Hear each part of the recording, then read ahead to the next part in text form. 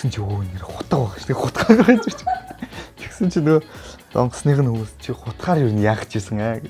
Би дуутай айлд гарахдаа англи хэлний анхан шатны мэдлэгтэй байсан. Гарснаас хойш миний эхний 6 улс бол одоо би бол тэнд англиар ярина гэж бодсон боловч англиар ярьдаг хүмүүстэй баг ганц хоёрхан л таарсан. Тийм учраас дуутай айлын маань туршид олон хөгжилтэй зүйлс тохиолдсон. Тэрний байсан бэ гэхээр нэг удаа нөгөө нисэх шаардлага гараад тэрэн дээр нөгөө анх миний бүр анхны нислэг байж тараад тэгсэн чинь ийм өрөвчээд тоххой нэг юм жижиг. Тэрэн дээр нөгөө ойр зур бие хамгаалах юмуд ээжтэй. Тийм тэгсэн чи эхнийх дээр алхаа хураалгасан юм. Өө тийш тэгээд эндээс ингэ мангар тумаалах гаргаж ирж байгаа. Тэгээд дараачих тэр дахиад ингэ явуулдаг байхгүй. Тэгсэн чи дахиад дүүд гээд болдгоо. Тэгсэн чи өө нэр хутга баг шүү. Хутгаар гаргаж ирж. Тэгсэн чи нөгөө донгосных нь хүмүүс чи хутгаар юу яах гэжсэн аа.